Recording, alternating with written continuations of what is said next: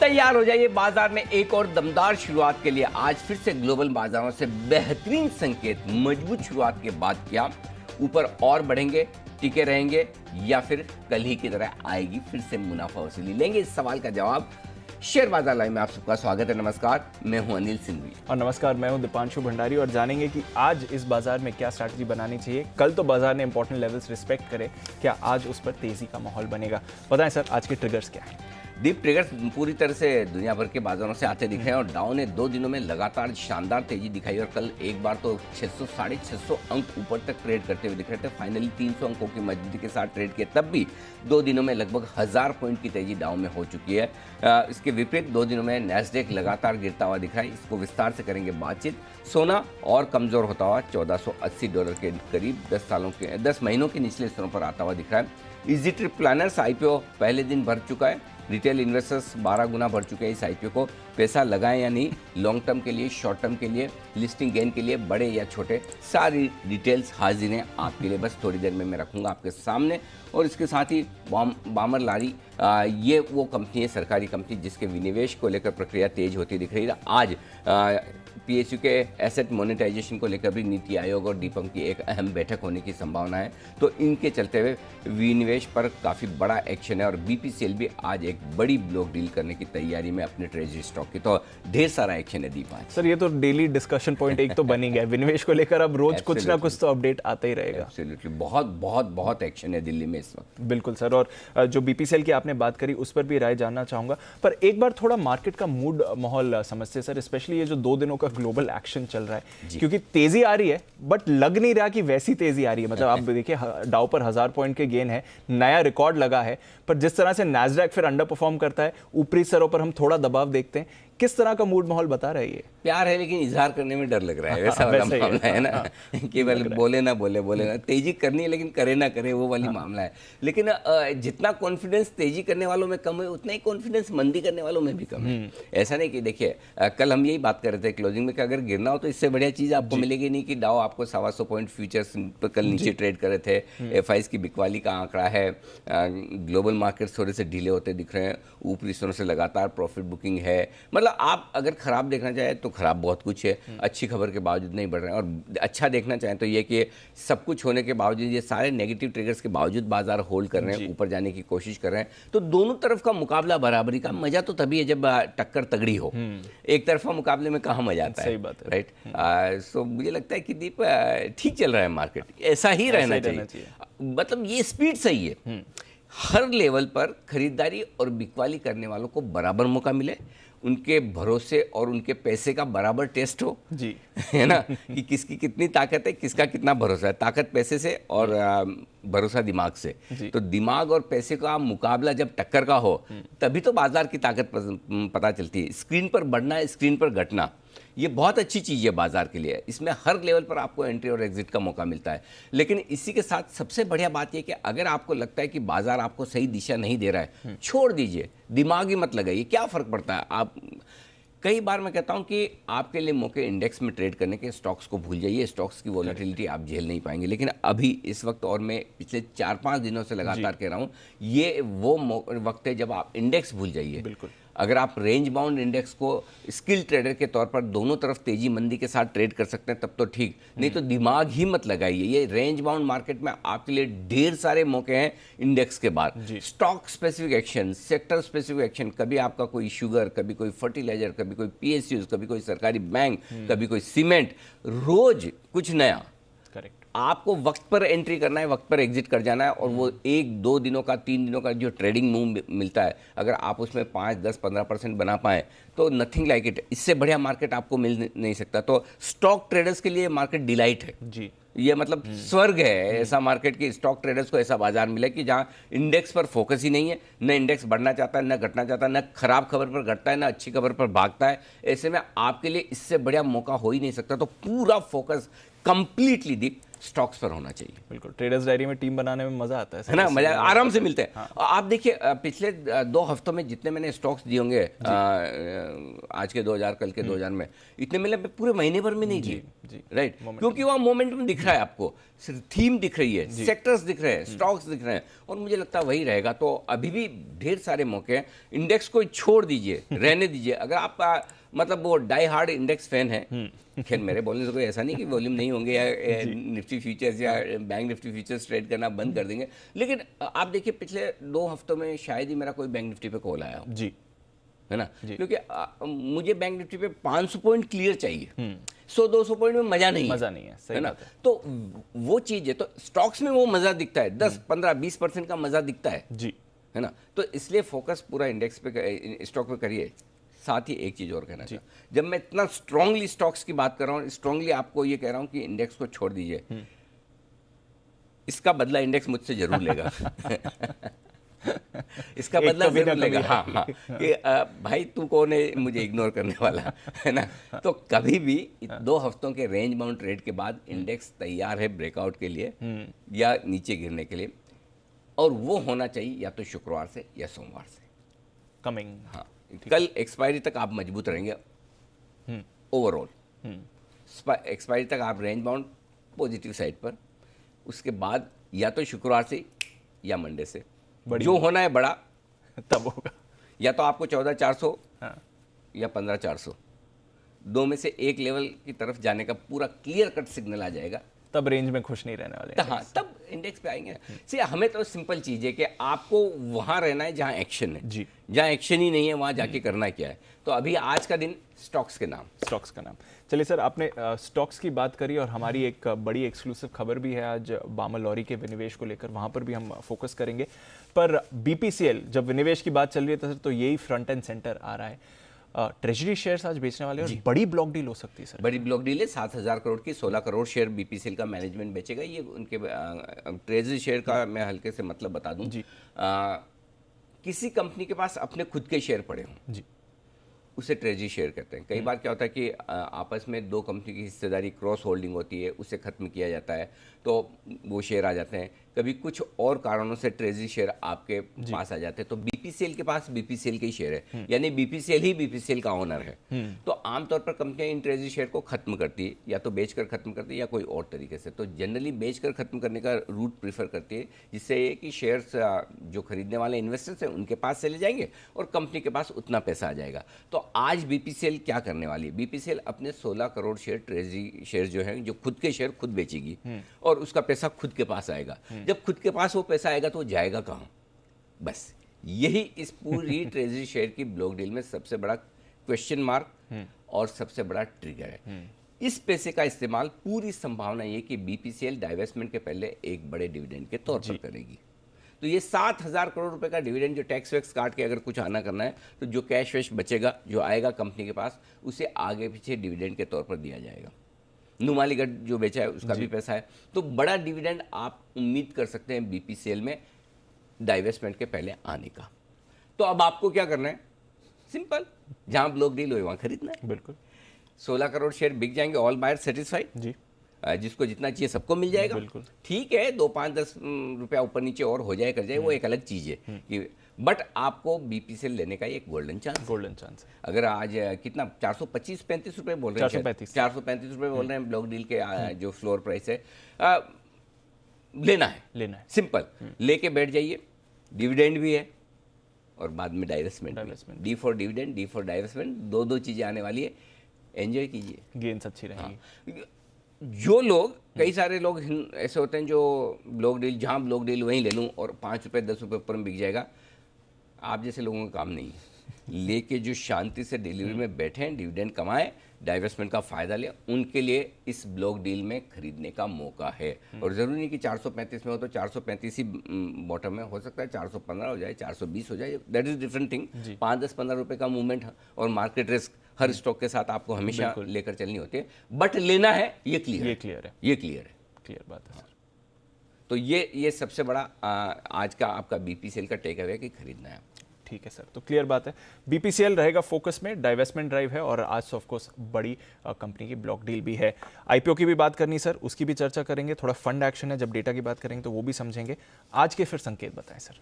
Global positive और deep global संकेतों की थोड़ी सी बात करते हैं, क्योंकि नैस्डैक और डाउ दोनों अलग अलग तरह जा रही है। ये ठीक वैसे ही कि जैसे निफ्टी तो बना दे लाइफ टाइम हाई 15,431 का, और बैंक निफ्टी 12% 11% नीचे रहे जी। दोनों अलग दिशाओं में जाए। हालांकि दोनों इकोनॉमी से जुड़े हुए हमारे इंडेक्स, बट अमेरिका में ऐसा है नहीं। डाउ पूरा ओल्ड इकोनॉमी स्टॉक्स वाला है, तो नैस्डैक एकदम न्यू इकोनॉमी स्टॉक्स वाला है। नैस्डैक ऊपर से 11% नीचे यानी करेक्शन जोन में, और डाउ ने कल लाइफ टाइम हाई बनाया। इतना विरोधाभास है ना, डाइवर्जेंस जिसे आप इंग्लिश में कहते हैं, कि दोनों अलग अलग दिशा में जा रहे, बात ही नहीं करेंगे, इधर देखेंगे इधर देखेंगे, वैसा वाला हाल है। सही बात है। सो ये क्यों है, ये क्यों है, इसके लिए आपको ठीक एक साल पहले पिछले मार्च में जाना पड़ेगा जी। पिछले मार्च में भी ऐसा ही हुआ था। पिछले मार्च में ऐसा हुआ था, तब डाउ की पिटाई हो रही थी, नैस्डैक पे हो रहा था मैं मजबूत हूं। क्यों? तब लॉकडाउन की वजह से new economy stocks, technology stocks, ऐसे स्टॉक्स जो आप घर में बंद रहे हैं तब भी कमाएंगे, एसेट लाइट मॉडल वाले stocks, Facebook, alphabet, Netflix, Amazon, ये सारे जो स्टॉक्स हैं, ये तब भरपूर तेजी दिखा रहे थे। वो ट्रेड अब रिवर्स हो रहा है। क्यों हो रहा है? क्योंकि जैसे जैसे इकोनॉमी ट्रैक पर आ रही है, जैसे जैसे सब कुछ खुल रहा है, वैसे वैसे ओल्ड इकोनॉमी स्टॉक्स पर इंटरेस्ट आ रहा है। ये स्टॉक्स पिटे हुए भी थे, वैल्यूएशंस में भी अट्रैक्टिव थे, और वहां पर बिजनेस आउटलुक अब बेहतर होता हुआ दिख रहा है। तो लोगों का इंटरेस्ट अब डाउ के स्टॉक्स में आता हुआ दिख रहा है, और उसके सामने वो महंगे 60, 70, 80, 100 के पी मल्टीपल पर ट्रेड करने वाले टेक्नोलॉजी शेयरों को प्रॉफिट बुक कर रहे हैं, बेच रहे हैं। ये एक रिवर्स ट्रेड हो रहा है, जो पिछले मार्च का था, जो अब बदल रहा है। तो अगर आप, वही वाली बात है कि पिछले साल भी ऐसा ही था, अगर आपके पास फार्मा आईटी है तो आपके लिए कभी मंदी आई नहीं। करेक्ट। और पता चला कि पिछले साल आपके पास ओल्ड इकोनॉमी स्टॉक्स थे तो आपके लिए मंदी थी, और इस साल अगर आपके पास न्यू इकोनॉमी स्टॉक्स है अमेरिका में तो मंदी है। अगर पिछले साल आपने न्यू इकोनॉमी स्टॉक्स खरीदे और आज न्यू ओल्ड इकोनॉमी में है तो तेजी है। तो आपकी पोजीशनिंग सही होनी चाहिए। मार्केट ये बहुत रैशनल ट्रेड आप जिसे कह सकते हैं, कि दो इंडेक्स साथ साथ रोज सुबह 7 खुलते हैं, रोज सुबह 7 में बंद होते हैं, एक ही देश से जुड़े हुए हैं, लेकिन फिर भी बहुत एक्सट्रीम आपको मूवमेंट दिखा है। ऐसा आमतौर पर होता नहीं है। ये आप इन्वेस्टर्स का जो एक शिफ्ट है, फंड मैनेजर्स का जो थॉट प्रोसेस बदल रहा है कि अब हमें क्या खरीदना है, वो दिखाता है। हो सकता है इस ट्रेड में थोड़ा रिवर्सल हो, क्योंकि 10-11% का अंडर परफॉर्मेंस बहुत ज़्यादा होता है। तो हो सकता है थोड़ा लाइफ हाई बनने के बाद डाउ थोड़ा रुके अटके, और नैस्डैक यहाँ से थोड़ा रिकवर करने की कोशिश करे कि भाई बहुत करेक्शन हो गया। वो सब रोज वाले होंगे, लेकिन जो बड़ा शिफ्ट है इन्वेस्टमेंट के प्रोसेस में, वो ये है कि अमेरिका के बाजार ग्लोबल मार्केट से समझ रहे हैं कि फोकस जो करना है इकोनॉमिक रिकवरी पर करना है। इकोनॉमिक रिकवरी की वजह से जिन शेयरों में, जिन सेक्टर्स में तेजी होगी, पैसा अब आगे इस साल वहीं बनेगा। ये क्लियर बात है। ये क्लियर, ठीक है सर। इसका हमारे बाजार के लिए कोई, हमारे बाजार में तो ऐसा है ही नहीं कि हमारे पास एक भी नेटफ्लिक्स नहीं है, हमारे पास एक भी अमेजोन नहीं है, हमारे पास एक भी फेसबुक नहीं है, हमारे पास ऐसा कुछ है ही नहीं। इसलिए हमें डाउ बढ़ता है तो हमें ज़्यादा अच्छा लगता है, क्योंकि हम डाउ से कोरिलेट क्यों करते हैं? क्योंकि नैस्डैक जैसा हमारे पास कुछ है ही नहीं। करेक्ट। नहीं तो हर रोज मैं नैस्डैक देख के गिर भी जा सकता हूँ, क्यों ना गिरूं, लेकिन मैंने कभी नैस्डैक को देख के संकेत लिए ही नहीं, कभी बोला ही नहीं कि नैस्डैक फ्यूचर इतने नहीं बोला। क्यों नहीं बोला? क्योंकि हम हमारा क्या लेन देना भाई, ये वो मतलब वो पैसे वाला टाइप स्टॉक है, इंडेक्स है। उनकी इकोनॉमी मजबूत, मतलब हमारे कंपनीज के लिए भी अच्छी, हमारे लिए हमारे तरह की स्टॉक डाउन में है। हाँ, हमारे मार्केट, हमारी इकोनॉमी अमेरिका की इकोनॉमी से ज़्यादा जुड़ी हुई, बजाय उनके टेक्नोलॉजी शेयरों से। सो इसलिए हमारे लिए डाउ को देखना ज़्यादा नहीं तो हम नैस्डैक देख के रोज दुखी भी हो सकते हैं, और उस समय नैस्डैक देख के बहुत मजबूत भी हो जाते। लेकिन हमने जब चढ़े तब भी हमने डाउ देखा, अब गिरेंगे तो भी डाउ देखेंगे, जो देखेंगे हम डाउ देखेंगे, नैस्डैक नहीं देखेंगे। बस नजर रखें, एक आंख थोड़ी सी इधर साइड से देखने का, बाकी कुछ नहीं। ठीक है, क्लियर बात है सर। डाउ के अलावा बाकी संकेत क्या कह रहे हैं सर? एफआईज के संकेत नेगेटिव साइड पर है, लगातार 3 दिनों से बेच रहे, भाई रुक जाओ। घरेलू फंड ने थोड़ा सा हाथ रोका है, लेकिन इसलिए मैंने न्यूट्रल किया। अभी भी पॉजिटिव करने के पहले थोड़े और एक आध दिन के डेटा देखूंगा। वायदा कारोबार के संकेत पॉजिटिव है, न्यूट्रल से ये पॉजिटिव है, ये एक अच्छा संकेत है। ट्रेंड और सेंटिमेंट दोनों पॉजिटिव है आज के लिए। 14,875, 14,925 मजबूत सपोर्ट जोन निफ्टी के लिए आज दिन के लिए। वैसे तो इसके नीचे जाने की संभावना नहीं के बराबर है, फिर भी 14,760 14,800 स्ट्रॉन्ग ब्लाइंड बाय जोन है आज। ऊपर 14,975 15,025 इस रेंज में खुलने चाहिए। आज मैंने एक दुस्साहस किया है जी कि छोटी छोटी रेंज देने का। हाँ। और मैं जब भी इस तरह का दुस्साहस करता हूँ, बाजार है ना मुझे ठीक करने की कोशिश करता है, मैं होना चाहता हूँ पर्पज। तो आप बाजार को हिंट दे रहे हैं। हाँ, मैं हिंट दे रहा हूँ कि भाई मेरी जो रेंज है उसको गलत साबित करके थोड़ा आगे बढ़ो। बहुत हो गया एक ही रेंज में अटके हुए, थोड़ा हमें ऊपर के लेवल्स चाहिए। ठीक है, इसलिए मैंने जानबूझ के आज छोटे लेवल्स दिए। 14,975 15,025 ये आपके लिए ऊपरी रेंज है और मेक और ब्रेक रेंज भी कह सकते हैं। 14,975 के नीचे दिन के दौरान कमजोरी के संकेत देंगे, 15,025 के ऊपर दिन के दौरान और मजबूती के संकेत देंगे। और इसलिए मैंने ऊपर की रेंज बहुत छोटी दी है, 15,075 15,100, जो मैं चाहता कि गलत साबित हो जाए, 15,100 के पार निकलकर बाजार टिक जाए, फिर 15,200 15,245 फाइनल टारगेट बनेगा। मैं चाहता हूँ वहां तक पहुंचे आज और कल में। तो 15,200 15,245 की जगह बन सकती है जी। और आज जिस तरह से एशिया मजबूत होता दिख रहा है, संभावना पूरी है कि हम ऊपर की रेंज को पार करने की कोशिश करें। तो ये ये एक लेवल है। ठीक है, अब आइए बैंक निफ्टी। 35,000 35,575 सॉरी 35,000 35,125 हमारा सपोर्ट जोन है। वैसे तो यही नहीं टूटेगा, फिर भी एक एकेडमिक पर्पज से नीचे की रेंज लिख के रख लीजिए, कभी कुछ ऊपर नीचे हो जाए। 34,650 34,800 स्ट्रॉन्ग बाय जोन है। ऊपर 35,575 35,800 ये सप्लाई जोन है दिन के लिए। इसे पार करेंगे तो 36,000 36,100 तक की जगह आपके लिए खुलती है। ठीक है सर, दिन के लिए 14,925 15,000 ये रेंज मैंने छोटी दी है। और प्रीमियम कितनी 12 पॉइंट की रह गई थी, आज 25 पॉइंट की होगी, तो 15,025 के आसपास शायद खुलने चाहिए हम, ऐसा मुझे समझ में आता है। तो ये रेंज है आपके लिए 14,925 15,025 भी मान सकते हैं या 15,000 मान लीजिए, जो भी है। मीडियम रेंज 14,900 15,075 की है आज के लिए। और बड़ी रेंज में जानबूझ के बहुत छोटी दे रहा हूँ, 14,850 15,100। तो देखते हैं 15,100 15,111 का हाई हमने कल बनाया है, उसके पार निकल कर टिक पाते हैं, यानी ये रेंज आपके लिए निफ्टी की। बैंक निफ्टी 35,100 35,575 ये दिन की छोटी रेंज है। 35,000 35,800 ब्रॉडली ये कल की रेंज को आप समझ लीजिए। और 34,800 से 36,000 ये दिन की बड़ी रेंज मानकर चलिए, जिसके लिए बैंक निफ्टी को आपको ट्रेड करना है। क्लियर बात है सर। पोजीशंस समझाएं जहां तक एफआईएस का सवाल है और साथ ही पीसीआर के भी संकेत है, क्योंकि यहाँ पे एक इंटरेस्टिंग चीज़ जो बनती हुई दिख रही है सर, वो ये है 3 दिन से लगातार 60% के नीचे एफआईएस की इंडेक्स लॉन्ग दिख रही है और कल फिर से 2% घटा है। हाँ, ये थोड़ा सा अलार्मिंग है जी। अगर 1-2 दिन में एफआईएस वापस ऊपर नहीं खरीदते तो फिर रिस्क बढ़ रही है। इसका मतलब ये कि इनका खरीदने का मूड ही खत्म हो रहा है।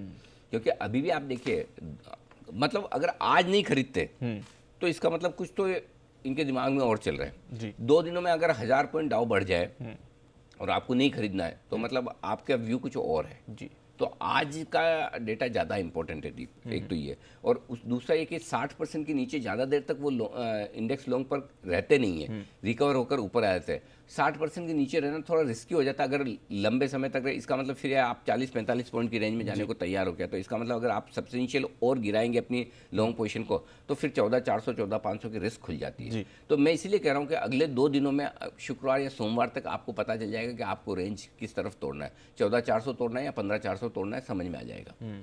इसलिए वो एक बड़ी, हाँ, इसलिए शायद अगले 3 ट्रेडिंग सेशन में ये क्लियर हो जाएगा। कल का मैं इसलिए नहीं कर रहा, अगर कल एक्सपायरी का है और दूसरा बीच में एक छुट्टी का दिन है, तो इसलिए मैं सोमवार तक का इंतजार कर रहा हूँ। शायद सोमवार तक आपको रेंज के तरफ जिस तरफ जाना है वो आपको संकेत मिल जाएगा। ये आपके लिए ठीक है सर, हो गया ये। तो पीसीआर 1.06 कंफर्टेबल है, थोड़ा ओवरसोल्ड है जी।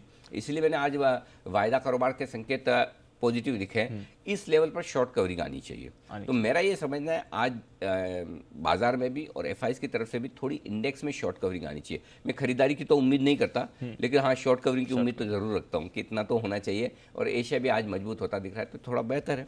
ठीक है सर। विक्स भी कल 3% नीचे है, ये भी एक अच्छी बात है। पोजीशंस की बात बताएं सर, क्या करें एग्जिस्टिंग पोजीशन? तेजी की पोजीशन में दीप 14,900 का क्लोजिंग स्टॉप लॉस और 14,850 का इंट्राडे स्टॉप लॉस रखना चाहिए और होल्ड करना चाहिए। बैंक निफ्टी पर एक सिंपल सा स्टॉप लॉस 35,000 का रख लीजिए इंट्राडे भी और क्लोजिंग बेसिस पर भी।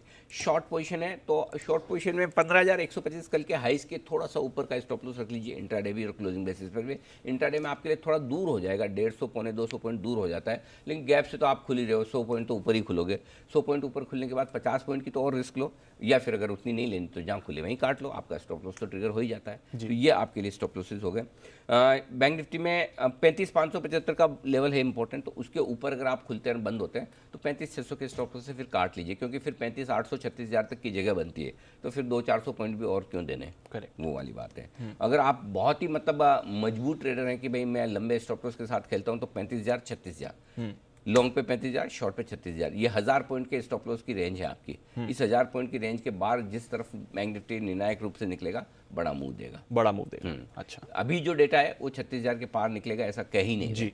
36,000 बहुत मुश्किल है जी, सही बात है। ठीक है सर, नई पोजीशंस कैसे बनाए? खरीदने 14,850 का स्टॉप लॉस अभी रखिए, बाद में स्टॉप लॉस को हम ट्रेल करके 14,900 लेके आएंगे, धीमे धीमे ऊपर करेंगे। जी, 15,000, 15,025, 15,065, 15,100 और 15,150 तक के लेवल्स के लिए, और ज़्यादा से ज़्यादा 15,200 तक के लेवल के लिए, यह आपको आज और कल के लिए निफ्टी में खरीदारी की राय है। जो एग्रेसिव ट्रेडर्स हैं वो 15,100, 15,150 की रेंज में एक शॉर्ट करने का चांस ले सकते हैं, लेकिन स्टॉप लॉस दूर है, ध्यान रखिएगा ध्यान से।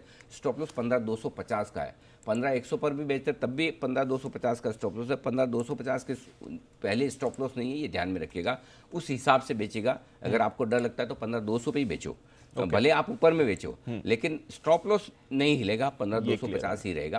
15,065, 15,025, 14,975, 14,925 ये हैं टारगेट जिनके लिए आपको करनी है बिक वाली निफ्टी में। Understood sir. बैंक निफ्टी खरीदिए 35,000 के स्टॉप लॉस के साथ, 35,425, 35,500, 35,575, ये 3 छोटे टारगेट हैं।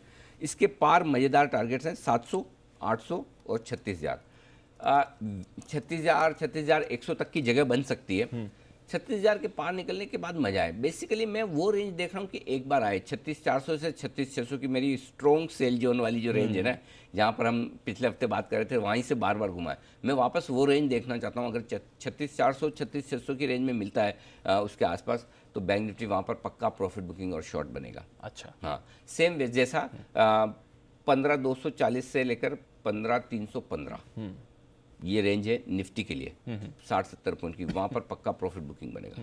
और उसके बाद अगर उसको पार कर लिया फिर तो बात ही अलग है। सेम 36,600 को पार कर लिया फिर तो बात ही अलग है। तो बात अलग है। ठीक है, शॉर्ट कर रहे हैं तो लेवल्स क्या रहेंगे sir bank Nifty? Aggressive trader 35,800, 36,000 की रेंज में सोच सकते हैं शॉर्ट करने का। 35,750, 35,700, 36,150 का एक छोटा स्टॉप लॉस लगाइए। यहाँ 150 पॉइंट का स्टॉप लॉस यहाँ छोटा दे रहा हूँ मैं। ठीक है। निफ्टी में मैंने आपको 150 पॉइंट का दिया था, बैंक निफ्टी में भी 150 पॉइंट का दे रहा हूँ, तो आप समझ सकते हैं कि बैंक निफ्टी के लिए मैं कितना छोटा स्टॉप लॉस आपको दे रहा हूँ। 36,150 के ऊपर काट लीजिए एक बार। 35,750, 35,700, 35,600, 500 और 35,425, 35,300 तक के लेवल्स नीचे की तरफ के आपके बनते हैं अगर आप शॉर्ट करते हैं तो। क्लियर है सर। चलिए, तो ये तो रही नई पोजीशंस की बात। बैन में कोई बदलाव नहीं है, 5 के 5 स्टॉक्स बने हुए हैं, SAIL, PNB, BHEL, bank of Baroda और सन टीवी।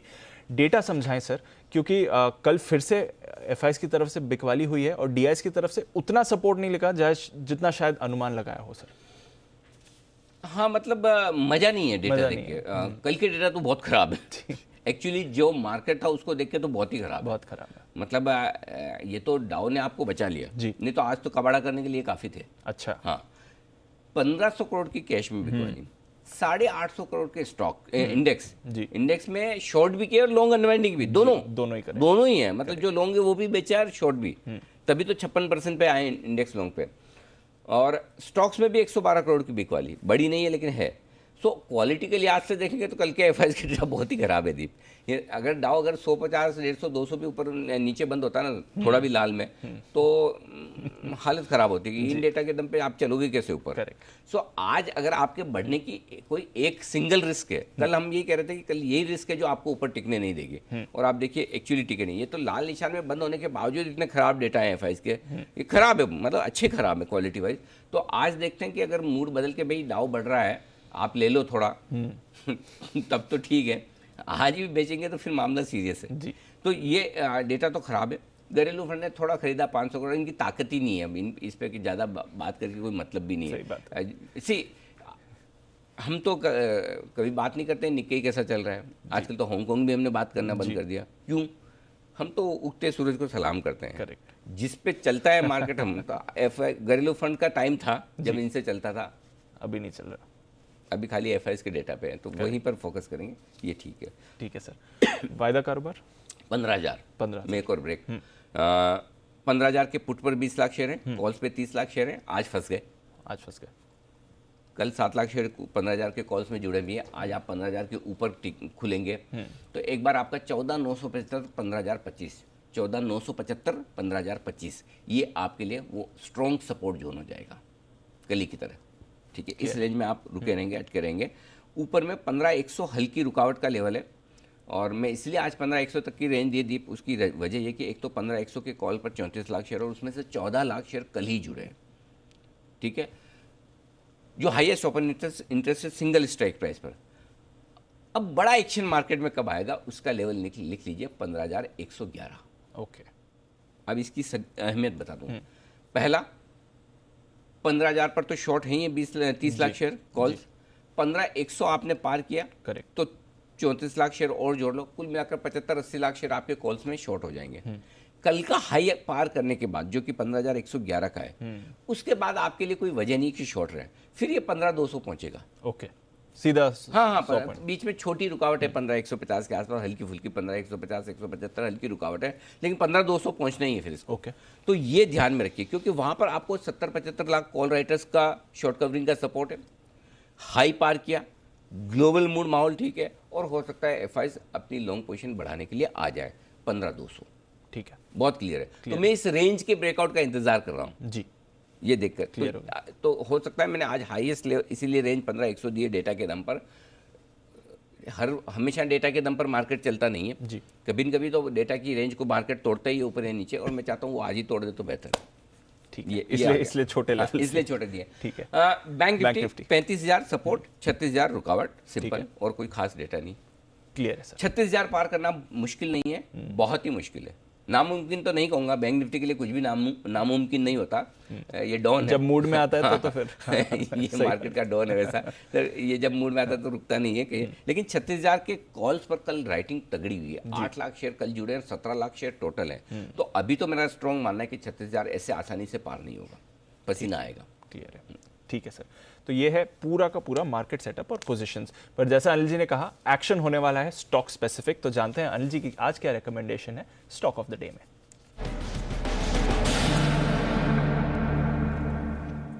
क्या चुना है आज सर? जो स्टॉक ऑफ द डे वही स्टॉक ऑफ द ईयर भी है हमारा। लगातार हमने इस पहली तारीख से ही इस बार रिकमेंड कर रहे हैं, इवन दिवाली के वक्त से। आदित्य बिरला कैपिटल जी 60-70 रुपए के दाम से मैं लगातार कर रहा हूँ। अब भी फिर से खरीदारी करने की राय है। 125 रुपए का स्टॉप लॉस रखिए, 135-140 छोटे टारगेट है दिन के लिए, और 150 का टारगेट पोजिशनली आपको रखना है खरीदारी करने की राय। क्यों?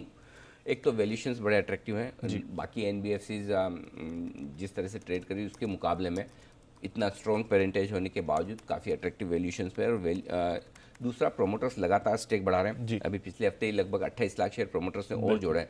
70.5% के आसपास प्रोमोटर्स की स्टेक ऑलरेडी है। 75 से आगे तो आप जा नहीं सकते सेबी के रूल के मुताबिक, तब भी और बढ़ा रहे हैं। अब इससे ज़्यादा आपको और क्या सबूत चाहिए? करेक्ट। IGH करके जो बिरला ग्रुप की एक कंपनी जो प्रमोटर है इसकी, उन्होंने और 28 लाख शेयर जोड़े हैं। तो अगर प्रमोटर्स इस लेवल पर खरीदारी कर रहे हैं जी, ये स्टॉक 300 रुपये वाला है दीप। 300 रुपये? हाँ, यहाँ से भी यहीं से 300 होगा। मतलब कि ऑलरेडी 70-80 से तो आई थिंक डबल हो गया। ये 3 साल 5 साल की कहानी है। 300 रुपये कोई 2021 में नहीं हो जाने वाला है। 3 साल 5 साल की कहानी है। मैंने इसलिए आपको याद होगा कि इस साल 2 stock high risk high return वाले थे, AB कैपिटल और येस बैंक। Yes sir. कि इसमें आपको ये नहीं पता होता कि ये चलेगा कब, लेकिन इसमें एक बड़ा ट्रिगर जो बन सकता है वो वैल्यू अनलॉकिंग का बन सकता है। Aditya Birla sun life mutual fund 2.5 lakh crore से ज़्यादा की एसेट्स जिनकी है, उसमें 51% हिस्सेदारी इनकी है। तो आज 35-36 हज़ार करोड़ का मार्केट कैप है अभी कैपिटल का। अगर आप बिरला म्यूचुअल फंड की आप अलग से, और अब एक चीज़ समझिए, निप्पॉन, HDFC, UTI सब लिस्ट होंगे धीमे धीमे सबको लिस्ट होना है। क्योंकि समझ में आ रहा है ना कि आज HDFC म्यूचुअल फंड 60,000 करोड़ का मार्केट कैप किसको बोलते हैं जी? अनलिस्टेड रहता तो क्या रहता है, रह जाता है। 60,000 करोड़ का मार्केट कैप मजाक नहीं है। तो अब ये लिस्ट होगा ही होगा, और जिस दिन लिस्ट होगा 51% यानी कि प्रमोटर ये हैं। अब आप में वो पेशेंस होना चाहिए कि ये 6 महीने में होगा कि 3 साल में होगा या 6 हफ्ते में होगा।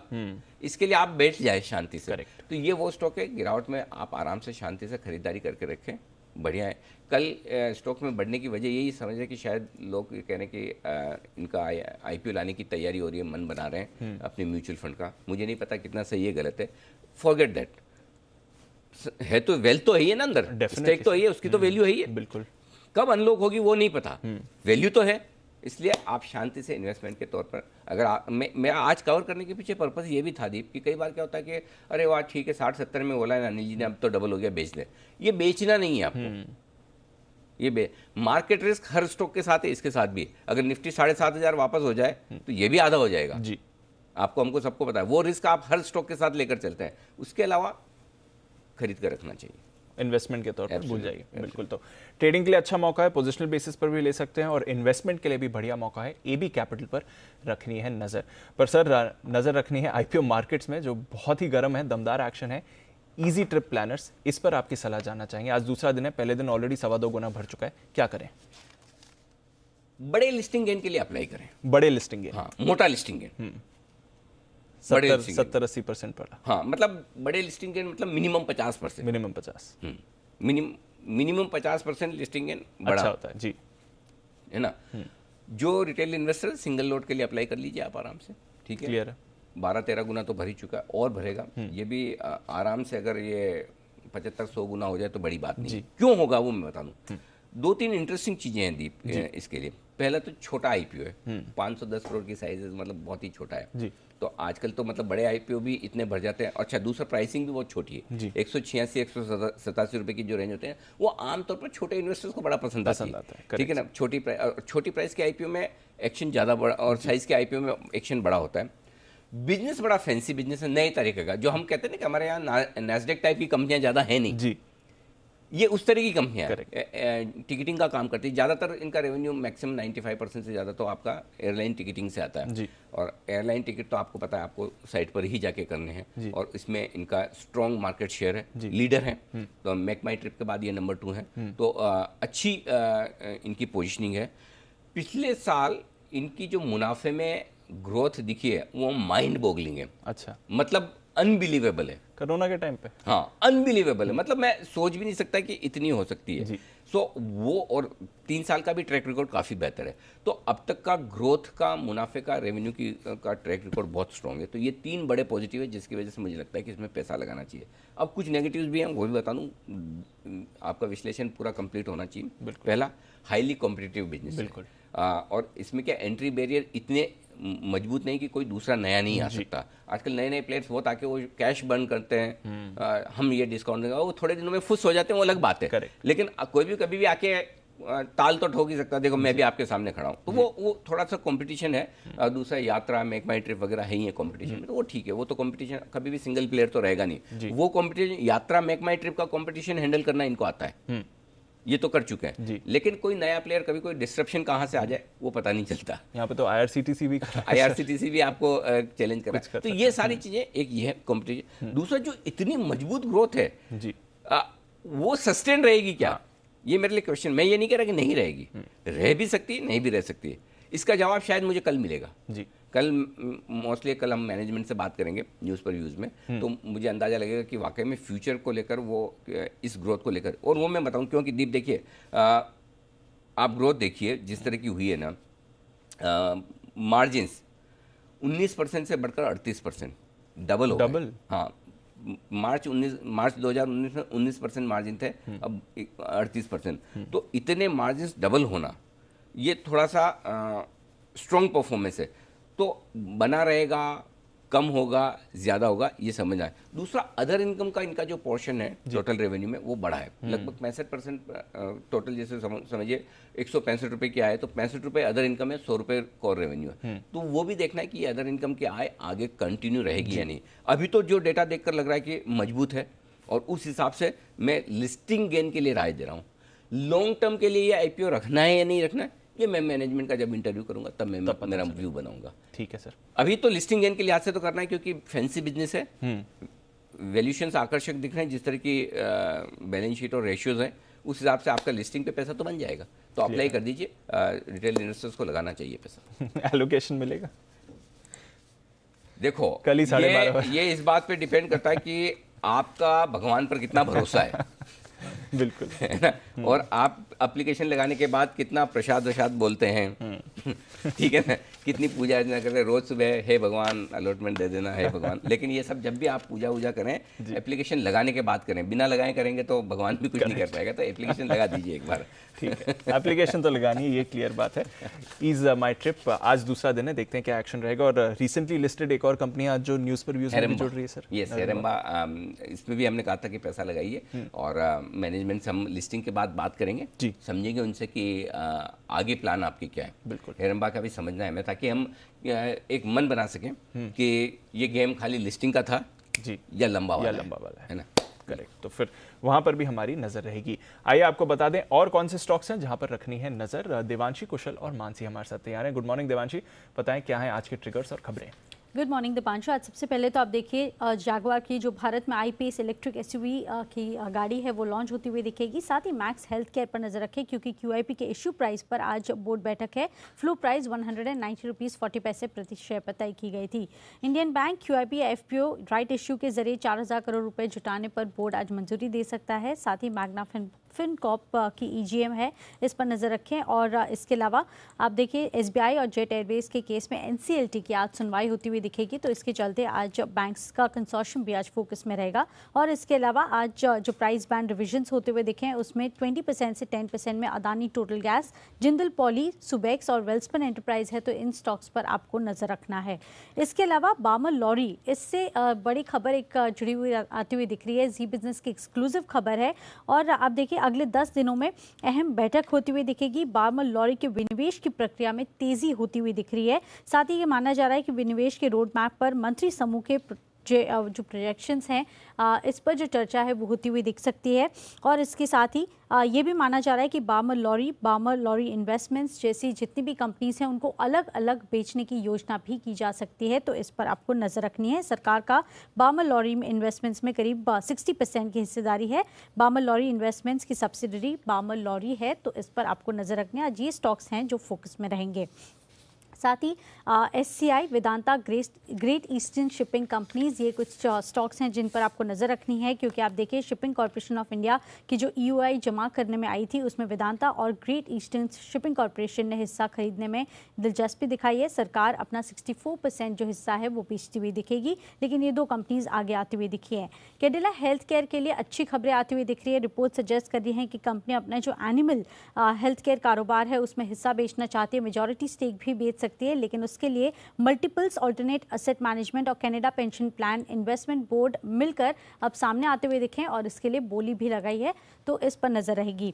अदानी पोर्ट्स पर आप नजर रखें। स्नोमैन लॉजिस्टिक्स कंपनी ने कहा है कि कंपनी ने 10 फरवरी से लेकर अब तक स्नोमैन लॉजिस्टिक्स में करीब 0.25% की हिस्सेदारी जो उनके पास बची हुई थी उसमें से एग्जिट कर लिया है। खुले बाजार में ए स्टेक को उन्होंने बेचा हुआ है। 29.9 लाख शेयर्स यानी कि 1.79% इक्विटी उन्होंने बेची है अब तक। साथ ही आज जितनी भी लाइफ इंश्योरेंस कंपनीज हैं इन पर आपको नज़र रखनी है क्योंकि जो फर्स्ट ईयर प्रीमियम्स हैं जितनी भी लाइफ इंश्योरेंस कंपनीज का उसमें करीब 17% तक की बढ़त आती हुई दिखी है। कुल अगर आप लाइफ इंश्योरेंस LIC को मिलकर देखें तो 21% तक की बढ़त आती हुई दिखी है, जिसमें SBI लाइफ ने सबसे ज़्यादा इस बार ग्रोथ दिखाई है 62% की, और इसके अलावा मैक्स लाइफ की 31% तक की ग्रोथ इस बार आती हुई दिखी है। HDFC लाइफ में 20% की ग्रोथ हमें इस बार आती हुई दिखी है, तो इस पर भी नजर आएगी। Life insurance companies, non life insurance companies का डेटा आता हुआ दिखा है, इन दोनों कंपनीज पर आपको नजर रखनी होगी। ओके, तो ढेरों स्टॉक्स हैं एक्शन में और इंश्योरेंस स्पेस जहां पर हम कल एक्शन देख रहे थे, आज देखिए डेटा के दम पर फिर से एक्शन में आपको दिखेंगे। कुशल, गुड मॉर्निंग, बताएं आपके पास कौन सी खबरें आज? Good morning Deepanshu. Kesoram industries यहाँ पर नजर रखिए क्योंकि प्राइवेट प्लेसमेंट के जरिए जो इनकी डेट है उसको इन्होंने इक्विटी में कन्वर्ट किया है। करीब 2.2 करोड़ शेयर जो है वो 65 रुपये प्रति शेयर के भाव पर कन्वर्ट किए गए हैं और कुल मिलाकर अगर आप देखें तो 144 करोड़ की डेट जो है उसको इक्विटी में कन्वर्ट किया गया है। साथ ही कंपनी ने ऑलमोस्ट 450 करोड़ के zero coupon optionally convertible redeemable preference shares जो हैं वो जारी करते हुए नजर आए हैं। PSP प्रोजेक्ट्स यहाँ पर यूपी में जो मेडिकल कॉलेज और हॉस्पिटल के कंस्ट्रक्शन के लिए इनको करीब 1500 करोड़ रुपए के जो ऑर्डर है उसका लेटर ऑफ एक्सेप्टेंस मिलता हुआ नजर आया था। 3 और 4 फरवरी को ये करीब 1670 करोड़ रुपए के कुल ऑर्डर्स जो थे उसके लिए इनको L1 बिडर घोषित किया गया था। साथ ही गुजरात में इनको करीब 26 करोड़ के नए ऑर्डर्स भी मिलते हुए दिखे हैं। डिक्सन टेक यहाँ पर जो 1:5 के स्टॉक स्प्लिट पर जो अनाउंसमेंट की गई थी उसकी रिकॉर्ड डेट आती हुई दिखी है और इसकी रिकॉर्ड डेट जो है 19 मार्च तय की गई है। मिधानी भी फोकस में रहेगा क्योंकि 15 मार्च को अंतरिम डिविडेंड पर बोर्ड बैठक है और साथ ही डिविडेंड ऐलान होता है अगर तो 23 मार्च जो है इसकी रिकॉर्ड डेट घोषित की गई है। गति ये भी फोकस में है क्योंकि पूंजी जुटाने पर 15 मार्च को इसकी भी बोर्ड बैठक होने वाली है। साथ ही एम्फेसिस यहाँ पर भी फोकस रखिए क्योंकि कम वैल्यूएशन की दिक्कतों के चलते जो है ब्लैक स्टोन जो है वो एम्फेसिस में जो अपनी हिस्सेदारी है वो नहीं बेचेगी। और यहाँ पर आप देखिए 2 बिडर्स जो थे उन्होंने अपनी बोलियां लगाई थी, कार्लाइल ग्रुप और Singapore estate investment fund GIC ये शामिल थे। और यहाँ पर अगर आप देखें तो ब्लैक स्टोन की कंपनी में करीब 56% जो है वो हिस्सेदारी है। साथ ही कुछ एक बल्क डील्स है मेरे पास जिसमें ग्रीन पैनल इंडस्ट्रीज पहले है। यहाँ पर ज्वालामुखी इन्वेस्टमेंट होल्डिंग्स ने ऑलमोस्ट अगर आप देखें तो 25 लाख और करीब 13 लाख यानी कि 38 लाख शेयरों की यहाँ पर बिकवाली हुई है 167 रुपए से 167 रुपए 70 पैसे प्रति शेयर के भाव पर। और Aditya Birla fashion and retail ये भी फोकस में रहेगा क्योंकि यहाँ पर प्रमोटर ने पॉजिटिव एक्शन दिखाया है। करीब 8.5 लाख शेयरों की खरीदारी की है 2 से 3 मार्च के बीच। और अंत में पिडिलाइट इंडस्ट्रीज यहाँ पर प्रमोटर अनुजा शाह ने करीब 20,000 शेयरों की बिकवाली की है 4 से 5 मार्च के बीच। ओके तो ये हैं आपके लिए दमदार खबरों वाले शेयर्स और कुछ प्रमोटर और फंड एक्शन भी। ब्रोकरेजेस क्या कह रही हैं ये भी जान लेते हैं FIR में।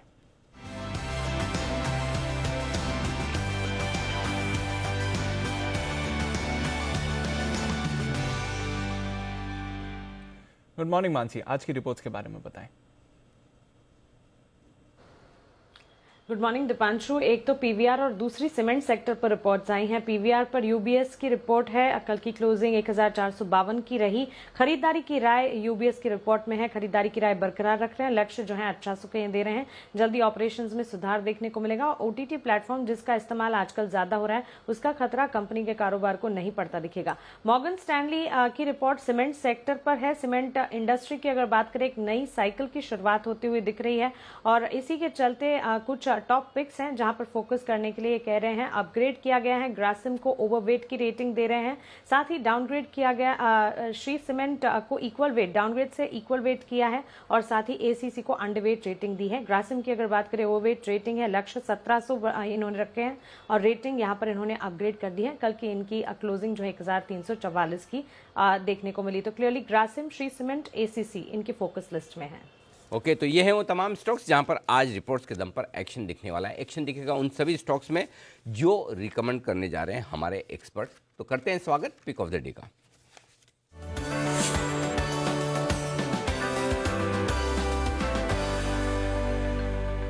किरण जी सुप्रभात, बताएं सर आपका आज का स्टॉक ऑफ द डे।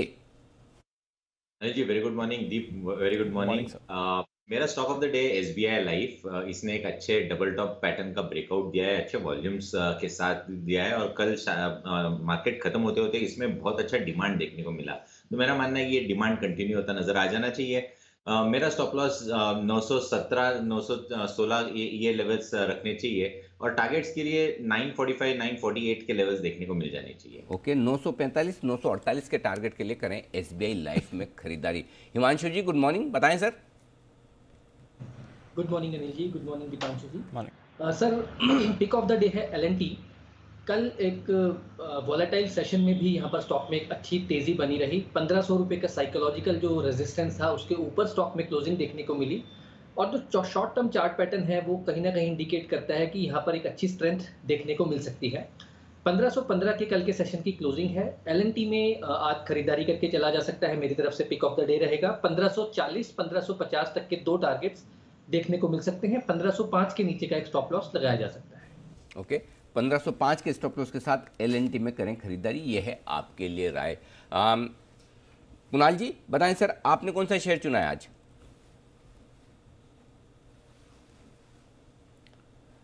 सुप्रभात अनिल जी, सुप्रभात दीपांशु। अनिल जी आज एक नहीं 2 स्टॉक्स है, अगर आपकी अनुमति हो तो अनिल जी आज 2 पिक ऑफ द डे देना चाहता हूं। एक आपका एक राकेश जी का।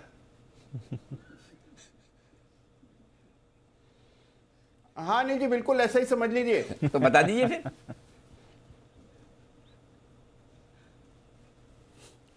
अनिल जी देखिए, सबसे पहले तो F&O का एक स्टॉक है, स्टॉक का नाम है यूपीएल, यूनाइटेड फॉस्फोरस, जिसमें कल हमने देखा जब बाजार बंद हो रहा था तो बहुत अच्छा एक एक्शन देखने को मिल रहा था और इस स्टॉक ने 620 के ऊपर कल क्लोज दिया, जो कि एक बहुत क्रिटिकल चार्ट पर रेजिस्टेंस है। तो पहला स्टॉक तो अनिल जी यूपीएल है, जिसमें 620 रुपए के नीचे एक स्टॉप लॉस रख लें, 619 रुपए का स्टॉप लॉस पर्याप्त रहेगा, बाय करके चले। यहां पर मुझे लगता है कि 650 के लेवल्स आपको आते हुए दिखेंगे जल्द, और हो सकता है स्टॉक उसके भी परे चले जाए, 670 के लेवल्स भी आ जाए तो कोई बड़ी बात नहीं है। यूपीएल खरीद करके चल रहा है। और दूसरा अनिल जी, कैश मार्केट का एक शेयर है फिलिप कार्बन ब्लैक, जिसमें कि एक बड़ा ब्रेकआउट कल के ट्रेड में आता हुआ दिखा, बड़े कंसोलिडेशन से ये ब्रेकआउट हुआ है, चार्ट लगातार स्ट्रेंथ दिखा रहा है और कल जो 205 रुपए के ऊपर ब्रेकआउट हुआ है, ये स्टॉक 220-222 के लेवल्स दिखाएगा। 204 रुपए पर स्टॉप लॉस रखकर फिलिप कार्बन ब्लैक भी खरीदने की राय। ओके, एक स्टॉक कुणाल जी का है, एक स्टॉक राकेश जी का। राकेश जी आज छुट्टी पे हैं, तो कौन सा आपका माना जाए, कौन सा राकेश जी का माना जाए, क्योंकि पिक ऑफ द डे तो साथ में होता नहीं, अलग अलग होता है। अनिल जी ये आपको तय करना है। अनिल जी ये पहेली का आपको समाधान खोजना है। अरे इतना आसान सवाल पूछा था कुणाल जी, बोले जिसमें टारगेट पहले हिट हो चल वो गया मेरा। अनिल जी, वो मेरा, जो ना चले वो बंसल जी का। हाँ यही तो बोल रहा था, सच्चा दोस्त ऐसे ही तो होता है, जो अभी अभी आपने नमूना बताया है, बिल्कुल एग्जैक्टली। चलिए, तो ये है आपके लिए स्टॉक, दो है, एक नहीं, कुणाल जी की तरफ से, क्योंकि बंसल जी है नहीं आज शो में, तो आपको दोनों स्टॉक्स में खरीदारी करने की राय है इस वक्त। आइए वागले साहब से भी पूछते हैं उनका stock of the day. Wagle साहब good morning. Anil ji good morning, Deepanshu good morning. मेरा स्टॉक भी एसबीआई लाइफ है, जो मैंने कल दोपहर में एकलौता मेरा कल का एक स्टॉक था। क्लियर कट ब्रेकआउट है, किरण जी ने एकदम बिल्कुल सही कहा है। मैंने थोड़ा सा और ज्यादा एग्रेसिव मेरे टारगेट्स है, 924 का बंद है मेरा, 915 का स्टॉप लॉस है और 963 तक के अपसाइड में देख रहा हूँ। शायद आज के दिन में नहीं, बट आज और कल में ये मूव आनी चाहिए। ओके, तो ये है आपके लिए खरीदारी करने की राय एसबीआई लाइफ में। वागले साहब का कल का कॉल भी था, आज फिर से खरीदारी। आइए सुमित जी भी जुड़ चुके हैं। सुमित जी गुड मॉर्निंग, बताएं सर आपने कौन सा शेयर चुना है आज? गुड मॉर्निंग अनिल जी। अनिल जी मेरे पास जो स्टॉक है पिक ऑफ द डे के तौर पे वो है बीपीसीएल। 466 के आसपास कल का क्लोजिंग है, इसको खरीदारी करके चलना है। जिन्होंने कर रखा है उनको होल्ड करना है। क्यों? क्योंकि बीपीसीएल अब यहां से एक अच्छा अपसाइड मूव दिखाना चाहिए। स्टॉक एक हायर लेवल्स के पास आके कंसोलिडेट कर रहा है और इस कंसोलिडेशन का ब्रेकआउट जैसे ही आएगा तो स्टॉक के अंदर एक अच्छा अपसाइड मूव देखने को मिलेगा। बीपीसीएल में जो नीचे में सपोर्ट और स्टॉप लॉस दिखाई दे रहा है ट्रेडिंग के लिहाज से, वो 455 का है। 455 के स्टॉप लॉस से खरीदारी करें बीपीसीएल में, जिसमें पहला टारगेट बनेगा 480 का और दूसरा टारगेट बनेगा 500 रुपए का। जल्दी ये लेवल्स बीपीसीएल में देखने को मिलेंगे, तो इसमें खरीदारी करके चलने का सलाह रहेगा। अरे लेकिन सुमित जी आज तो ब्लॉक डील होने वाली है और 435 रुपए की फ्लोर प्राइस है, तो उसके नीचे का लेवल बताओ जहां पे खरीदा जाए, क्योंकि आज खुलेगा तो एक बार गैप से और बाद में वो घूमेगा, तो ये बताइए कि कहाँ खरीदना चाहिए। नीचे में थोड़ा और नीचे का लेवल दीजिए एंट्री वाला। अच्छा, तो अनिल जी ये न्यूज से मैं अपडेटेड नहीं था। हाँ, कोई तो बात इसका नीचे में सपोर्ट जो बन रहा है 430 440 के आसपास ही बन रहा है, तो 430 440 के आसपास ये सपोर्ट लेना चाहिए और वहां पे इसके अंदर बिल्कुल खरीदारी कर सकते हैं और वहां से वापस से अपसाइड मूव ही देखने को मिलेगा, क्योंकि स्टॉक का ओवरऑल ट्रेंड पॉजिटिव ही है। तो डिप्स में भी इसके अंदर खरीदारी करके चलने का ही सलाह रहेगा। ओके, तो बिल्कुल ठीक बात है। सच्चा चार्टिस्ट वही होता है जिसका न्यूज से कोई लेना नहीं, सिर्फ चार्ट प्राइस और वॉल्यूम का एक्शन देखे। तो नहीं देखी न्यूज तो कोई दिक्कत नहीं। 7% आज हिस्सेदारी 16 करोड़ शेयर बिकने वाले हैं बीपीसीएल की ट्रेजरी के। 7,000 करोड़ की वैल्यू है इन शेयरों की और फ्लोर प्राइस 435 रखी है। देखते हैं किन भाव में ये सौदा होता है। सिद्धार्थ जी सुप्रभात। सिद्धार्थ जी तैयार हैं आप कल के लिए? बिल्कुल अनिल जी, गुड मॉर्निंग। और कल के लिए तो रेडी स्टडी गो है। वाह क्या बात है। तो मैं बता दूं कि आज पिक ऑफ द डे पूछने के पहले मैं कल की बात क्यों कर रहा हूं, क्योंकि कल से सिद्धार्थ जी बनाएंगे आपका पोर्टफोलियो। आपके लिए लेकर आएंगे एक बेहतरीन थीम और उस थीम में वो बताएंगे कि कौन कौन से शेयर आपको चुनने और कितने कितने लेने हैं। यानी कि सपोज आपको 100 रुपये लगाने हैं तो 100 रुपये में से कितने का शेयर ए खरीदें, कितने का बी खरीदें, कितने का सी खरीदें। वो पूरा पोर्टफोलियो होगा आपका, एक स्पेशल थीम पर होगा। थीम क्यों अच्छी है, स्टॉक क्यों अच्छे है और कितना कितना आपको खरीदना है।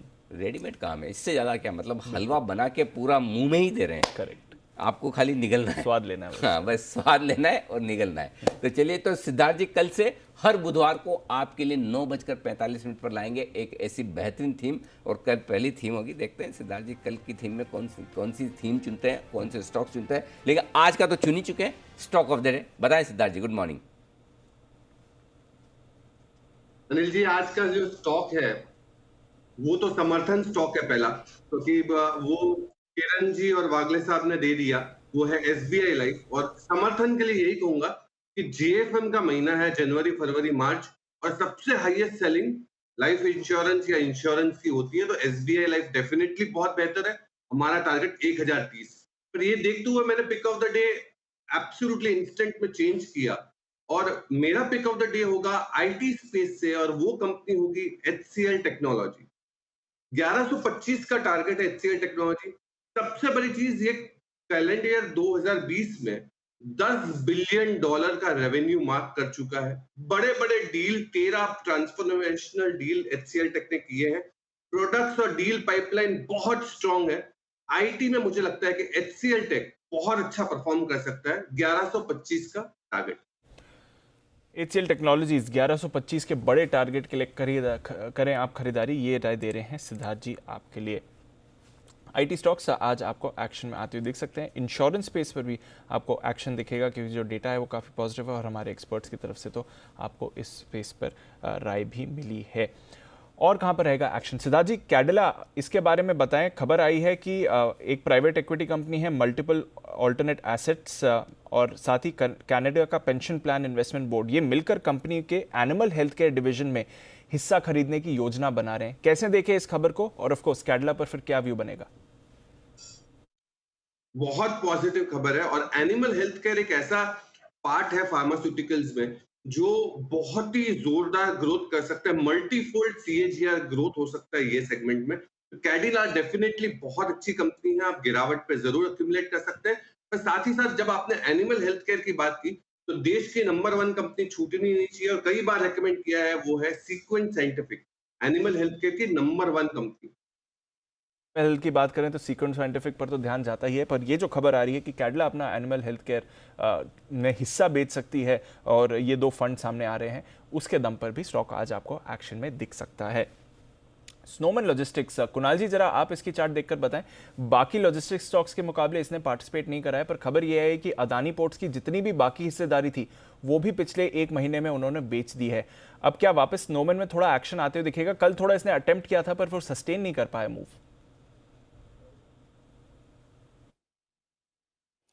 देखिए, बिल्कुल सही कहा आपने दीपांशु, एक रेजिस्टेंस है, और ये रेजिस्टेंस पार कर पाने में अभी तक तो ये स्टॉक असफल रहा है। हालांकि 2-3 अटेम्प्ट्स हुए हैं, और ये रेजिस्टेंस जो है वो बिल्कुल 57 रुपए पर साफ दिखाई पड़ रही है।